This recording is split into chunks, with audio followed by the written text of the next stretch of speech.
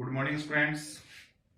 स्वागत है हम आपका हमारे इस educational YouTube channel Anil Dhankhar physics smart classes में। स्टूडेंट्स, जैसा कि हम सबको पता है, हम पढ़ रहे थे चैप्टर नंबर 5 और वो चैप्टर हमारा था विद्युत धारा का। इस चैप्टर के अंदर देखो, हमने कल प्रतिरोध की बात की थी और प्रतिरोध के अंदर भी हमने दो प्रकार के प्रतिरोध देखे थे। एक था तार आबद्ध प्रतिरोध और एक था कार्बन प्रतिरोध। कार्बन प्रतिरोध जो है वो हमारे सिलेबस में होने के कारण उसको मैंने काफी डिटेल से आपको समझाया था और उस कार्बन प्रतिरोध की वैल्यू जो है वो भी मैंने आपको याद करनी बताई थी कि कोई कार्बन प्रतिरोध आपको दे देता है तो उसकी वैल्यू क्या होगी। तो प्रतिरोध के बारे में हम पढ़ रहे थे। अब प्रतिरोध आपके पास कितने भी ओम का हो सकता है, अलग अलग आपके पास प्रतिरोध है। उन प्रतिरोधों से आपको एक ज्यादा मान का प्रतिरोध चाहिए या जो प्रतिरोध आपके पास उपलब्ध है उससे कम मान का प्रतिरोध आपको चाहिए। तो अलग अलग प्रतिरोध आपके पास है और आपको एक वांछित प्रतिरोध चाहिए जिस प्रतिरोध की आपको जरूरत है। वो प्रतिरोध बनाने के लिए हम क्या करते हैं, दो या दो से अधिक प्रतिरोधों को क्या करते हैं, हम जोड़ देते हैं। अब जोड़ने के उनके तरीके अलग अलग होते हैं, यानी कहने का मतलब प्रतिरोधों का संयोजन हम अलग अलग प्रकार से कर सकते हैं। तो आज का जो हमारा लेक्चर होगा वो होगा संयोजन से संबंधित। तो हमारा टॉपिक क्या हो गया, प्रतिरोधों का संयोजन। प्रतिरोधों का संयोजन।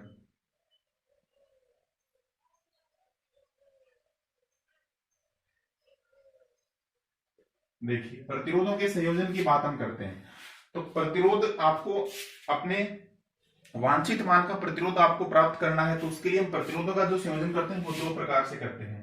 जैसे संधारित्रों का संयोजन पढ़ा था, ऐसे ही प्रतिरोधों का संयोजन है। पहला जो संयोजन है वो आता है अपना श्रेणी क्रम संयोजन। पहला संयोजन कौन सा होता है इसका, श्रेणी क्रम संयोजन यानी सीरीज कॉम्बिनेशन। प्रतिरोधों का श्रेणी क्रम संयोजन हम पहले पढ़ेंगे। दूसरा जो संयोजन होता है वो होता है समांतर क्रम संयोजन। दोनों पढ़ेंगे इसी लेक्चर के अंदर। हम पहले हम श्रेणी क्रम की बात कर लेते हैं। तो देखो, प्रतिरोधों को हम श्रेणी क्रम में कैसे जोड़े। मान लो हमारे पास अलग अलग प्रतिरोध के, जैसे हम ले लेते हैं दो से अधिक, जैसे हम 3 प्रतिरोध ले लेते हैं, 4 ले लेते हैं, 2 ले लो, 5 ले लो, कितने भी ले सकते हो, 2 से अधिक 2 भी ले सकते हो। मैंने मान लिया कि मेरे पास एक प्रतिरोध है R1, ठीक है। श्रेणी क्रम में अगर हमें जोड़ना है दो या दो से अधिक प्रतिरोधों को, तो एक प्रतिरोध का जो पहला सिरा है, देखो इस पहले सिरे को मैं क्या कर देता हूं, किसी विद्युत स्रोत के एक टर्मिनल से जोड़ देता हूं। मैंने माइनस टर्मिनल से इसको जोड़ दिया, सॉरी प्लस टर्मिनल से इसको जोड़ दिया। मान लो इस जो बैटरी हमने जोड़ी, जो विद्युत स्रोत हमने जोड़ा, उसका विभवांतर क्या था, V।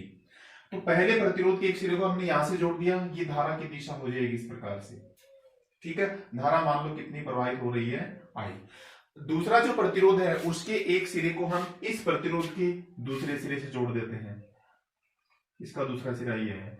दूसरे का मैं मान लेता हूं, दूसरा जो प्रतिरोध है वो कितना है अपने पास से, R2।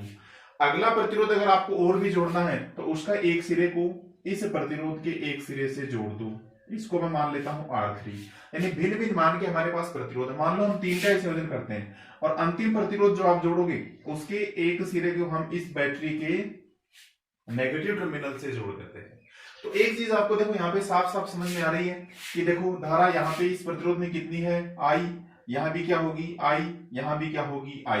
श्रेणी क्रम में क्योंकि अलग अलग शाखाएं जब तक डिवाइड नहीं होंगी, अगला चैप्टर हम पढ़ेंगे उसके अंदर हम धारा के अलग अलग शाखाओं में वितरण के बारे में भी पढ़ेंगे। लेकिन मैं आपको एक बार यहाँ बता देता हूँ शॉर्ट में, अगर किसी बिंदु के ऊपर दो या दो से अधिक शाखाएं अगर या अलग अलग संधि बिंदु नहीं निकलते हैं तो वहां पर धारा है वो समान रहती है। तो देखो एक ही तार से या एक ही जगह सारे के सारे हैं, एक ही परिपथ के अंदर जुड़े हैं, एक ही कॉम्बिनेशन में जुड़े हैं, इसलिए इसमें धारा क्या रहेगी, समान। यानी R1 प्रतिरोध से भी I धारा प्रवाहित होगी, R2 से भी I होगी, R3 से भी I होगी। इन तीनों के ऊपर हमने कुल वोल्टेज कितना जोड़ रखा है, V। लेकिन तीनों अलग अलग बिंदु पे होने के कारण इनका विभवांतर क्या रहेगा, समान। जैसे मैंने मान लिया R1 के सिरों पर विभवांतर क्या है, V1।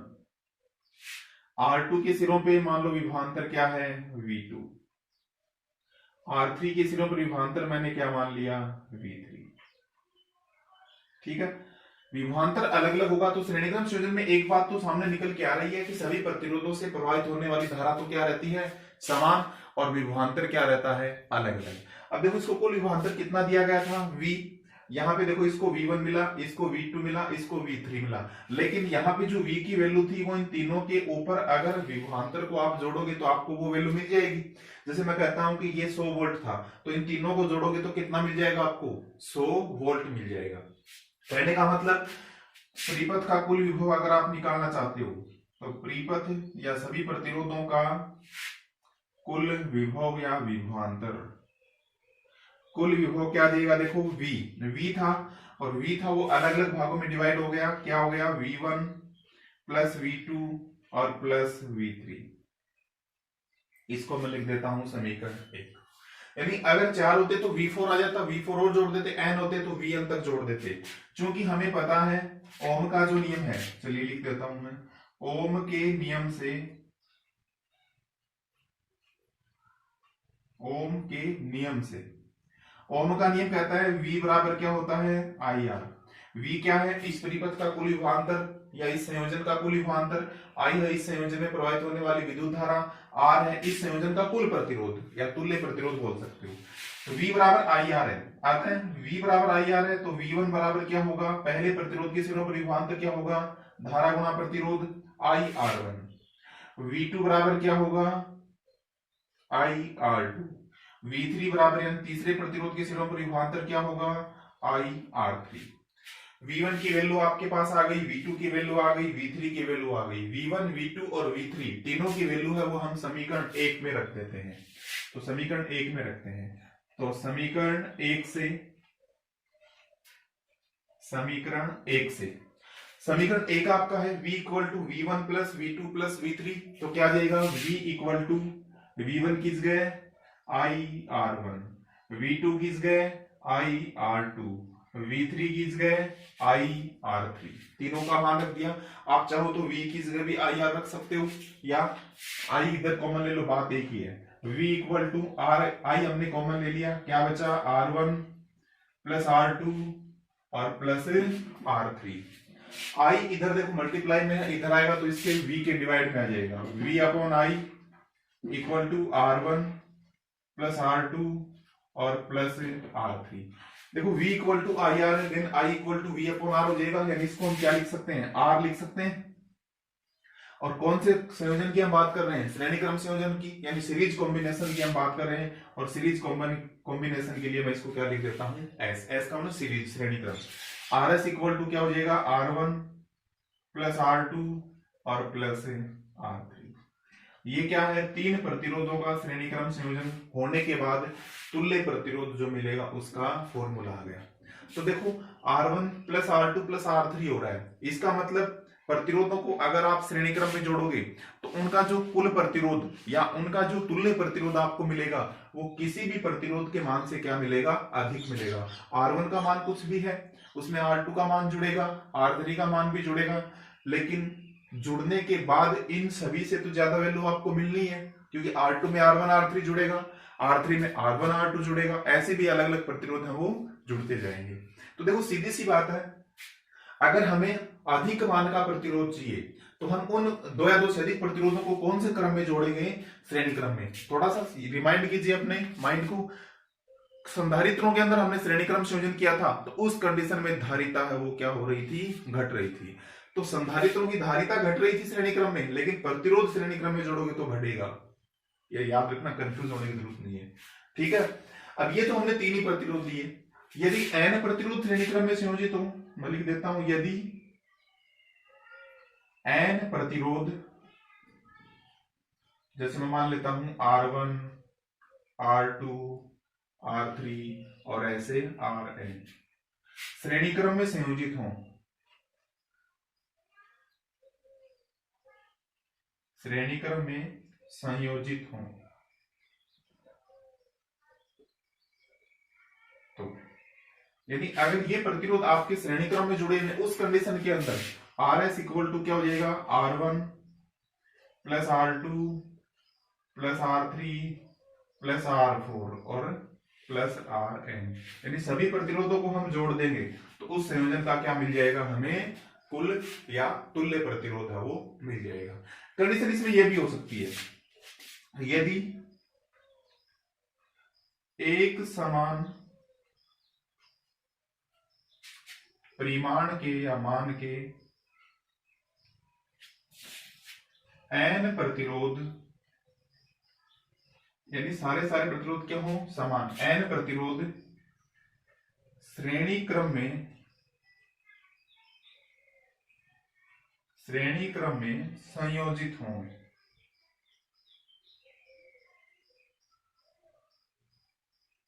श्रेणी क्रम में संयोजित हो, यानी सारे प्रतिरोध क्या हो, समान मान के हो। तो क्या होगा देखो, आर एस इक्वल टू, सभी का प्रतिरोध में एक बार आर मान लेता हूं, तो क्या लिखोगे, R1 किस जगह भी आर, R2 किस जगह भी आर, R3 किस जगह भी आर, और ऐसे करते करते n किस जगह भी क्या रखो, Rn किस जगह भी क्या रखोगे, आर। तो कितने आर हो गए, देखो कितने आर हो गए, n आर। यानी श्रेणी क्रम में अगर आप समान मान के n प्रतिरोध जोड़ दोगे तो आर एस इक्वल टू क्या हो जाएगा, n आर। इसका एक छोटा सा एग्जांपल मैं आपको बता देता हूं, देखो छोटा सा एग्जांपल, चलिए मैं मान लेता हूं कि 10 ओम के 5 प्रतिरोध, 10 ओम के 5 प्रतिरोध श्रेणी क्रम में जुड़े हों, श्रेणी क्रम में जुड़े हैं। अगर 10 ओम के 5 प्रतिरोध श्रेणी क्रम में जुड़े हैं तो आप इनको अलग अलग रख के कि 10 प्लस 10 प्लस ऐसे जोड़ने की जरूरत नहीं है, सीधा फॉर्मूला क्या लगाओ, R S equal to N R. N का मान यानी 5 प्रतिरोध है, कितने का है, 10 का, तो क्या आ जाएगा, उनका तुल्य प्रतिरोध क्या आ जाएगा, 50 ओम आ जाएगा। तो ये तो अपना श्रेणी क्रम। अब श्रेणी क्रम में आपको ध्यान में ये रखना, न्यूमेरिकल के लिए पहचान कैसे करें।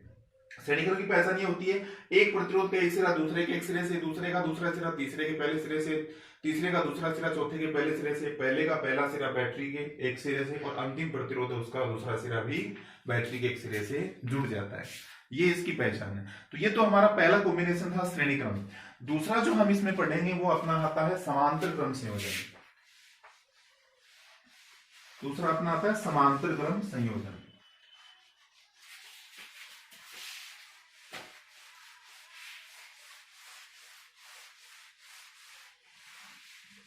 देख लीजिए समांतर क्रम के बारे में, 10th क्लास में भी आपका पढ़ा हुआ दोनों। दूसरा है समांतर क्रम, समांतर क्रम संयोजन। देखो समांतर क्रम संयोजन के अंदर हम कैसे जोड़ेंगे, पहले तो बात होनी चाहिए। हमारे पास मान लो, हम 3 ही मान लेते हैं, हमारे पास एक प्रतिरोध है R1 ओम का, एक प्रतिरोध हमारे पास है R2 का, अलग अलग यानी भिन्न भिन्न प्रतिरोध हमारे पास है। एक प्रतिरोध हमारे पास है R3 ओम का, 3 प्रतिरोध हमारे पास है, और इनको हमें कौन सा संयोजन करना है, इनका समांतर क्रम संयोजन करना। तो क्या करते हैं, देखो इन तीनों के जो एक सिरे हैं उनको एक जगह पे कर लो, दूसरे सिरे को भी क्या कर लो, एक जगह, और इसके इन तीनों के पहले सिरे को बैटरी के एक टर्मिनल से जोड़ दो, दूसरे सिरे को बैटरी के दूसरे टर्मिनल से जोड़ दो। मान लेते इसका विभवांतर क्या है, V। अब देखो एक चीज में धारा कितनी प्रवाहित हो रही है, यहां से I और यहां से मान लो I धारा इस परिपथ के अंदर प्रवाहित हो रही है। देखो R1 R2 R3 तीनों के जो सिरे जुड़े वो एक ही बिंदु पे जुड़े हुए हैं, और एक ही बिंदु यानी बिंदु अगर समान है तो विभवांतर भी क्या रहता है उनका समान। इसका विभवांतर भी क्या रहेगा, V, इसके सिरों पर विभवांतर भी क्या रहेगा, V, और इसके सिरों पर विभवांतर भी क्या रहेगा, V। लेकिन देखो यहाँ धारा आते, इस बिंदु पे धारा आते, मैं वही बात बता रहा हूँ, एक से अधिक शाखाएं यहाँ पे डिवाइड हो रही हैं, 2 3 4 जितने भी, तो धाराएं भी उन शाखाओं के हिसाब से चलेंगी, क्योंकि अलग अलग प्रतिरोध है। प्रतिरोध समान होता तो समान बराबर बराबर धाराएं प्रवाहित होती। अब देखो यहां से धारा प्रवाहित होगी, मैं मान लेता हूं इसमें कितनी धारा प्रवाहित हो रही है, I1, इसमें मान लो कितनी हो रही है, I2, इसमें मान लो कितनी प्रवाहित हो रही है, I3, लेकिन टोटल धारा आगे जाके आपकी जो मिलेगी वो I मिलेगी। I धारा इस पूरे परिपथ के अंदर प्रवाहित हो रही थी, प्रतिरोधों के अंदर वो I 3 अलग अलग भागों में डिवाइड हो गई, I1 I2 I3। अगर I1 I2 I3 इन तीनों प्रतिरोधों की धाराओं को आप जोड़ोगे तो मेरे हिसाब से संयोजन की कुल धारा मिल जाएगी। तो इस संयोजन की कुल धारा क्या होगी, देखो पहले हमने विभवांतर से स्टार्ट किया था श्रेणी क्रम में, यहां पे हम धारा से स्टार्ट करते हैं। तो संयोजन की कुल धारा, संयोजन की कुल धारा,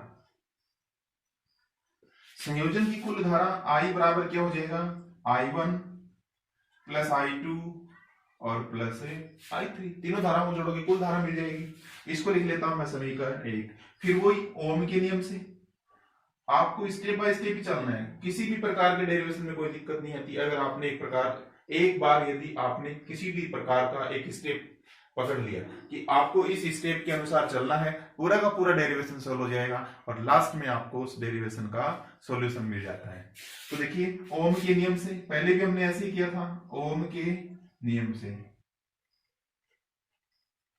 ओम का नियम आप लगाओगे तो ओम का नियम क्या कहता है, V इक्वल टू क्या होता है, IR। अगर V इक्वल टू IR होता है तो I बराबर क्या हो जाएगा, V बटा R। I बराबर V बटा R। अगर I बराबर V बटा R है तो I1 बराबर क्या होगा, I1 यानी पहले प्रतिरोध में धारा कितनी प्रवाहित होगी, V बटा R के हिसाब से V बटा R1। I1 बराबर हो जाएगा V बटा R1। I2 बराबर क्या हो जाएगा, V बटा R2 और I3 बराबर क्या हो जाएगा, V बटा R3। I1 I2 की जो मान है वो समीकरण 1 में रख देते हैं, यानी समीकरण 1 से I इक्वल टू क्या हो जाएगा, I1 की जगह क्या लिखोगे, V बटा R1, I2 की जगह V बटा R2, I3 की जगह V बटा R3। जो कॉमन उसको कॉमन ले लो, क्या कॉमन है, V। चलिए V कॉमन ले लेते हैं, V कॉमन लेते क्या बचता है, 1 बटा R1, 1 बटा R2 और 1 बटा R3। किसी प्रकार कोई दिक्कत ही नहीं है कॉमन लेने के बाद। ये V इसके बटा में आ जाता है तो I बटा V बराबर हो जाएगा 1 बटा R1, 1 बटा R2 और 1 बटा R3। और भी हो तो और भी जुड़ जाएंगे। अब देखिए V इक्वल टू IR है तो देखो I बटा V, V इधर आ जाएगा तो R भी इधर भाग में आएगा, 1 बटा R हो जाएगा। ये क्या हो जाएगा, 1 बटा R। R इस संयोजन का तुल्य प्रतिरोध है। संयोजन कौन सा हमारा, समांतर क्रम। समांतर क्रम का मतलब पैरेलल कॉम्बिनेशन है। पैरेलल कॉम्बिनेशन को हम लिखते हैं RP से। तो 1 बटा RP इक्वल टू 1 बटा R1 प्लस 1 बटा R2 प्लस 1 बटा R3। ये क्या है, प्रतिरोधों के समांतर क्रम संयोजन में तुल्य प्रतिरोध RP का मान है।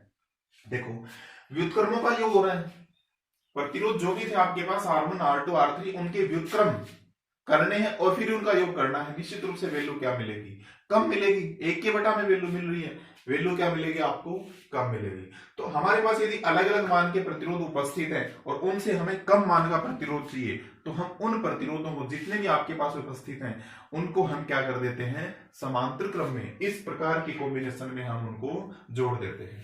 अब ये तो बात आई 3 प्रतिरोधों की। यदि n प्रतिरोध हो तो प्रतिरोधों की संख्या कितनी हो, n, ये तो 3 ही थे। यदि n प्रतिरोध समांतर क्रम में संयोजित हों, n प्रतिरोध समांतर क्रम में संयोजित हों,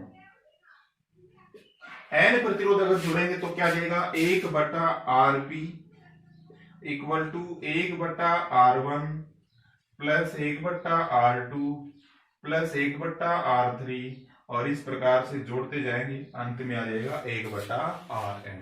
ये n प्रतिरोधों के लिए आ गया हमारे पास, ठीक है। लेकिन ये n प्रतिरोध है, जितने भी प्रतिरोध है 5 या 10 हैं, वो सारे के सारे बराबर मान के भी तो हो सकते हैं। हमने तो अलग अलग माना है, R1 R2 R3, सारे एक जैसे मान के भी तो हो सकते हैं। तो हम क्या लिख सकते हैं, यदि समान प्रतिरोध समांतर क्रम में संयोजित हो, समांतर क्रम में संयोजित हो, समान प्रतिरोध के भी जो है वो जुड़ सकते हैं। समान होंगे तो क्या होगा, देखो तुल्य प्रतिरोध 1 बटा RP, मैं मान लेता हूं सभी का मान R है तो 1 बटा R प्लस 1 बटा R और मैं मान लेता हूं कि n प्रतिरोध जुड़े हैं 1 बटा R।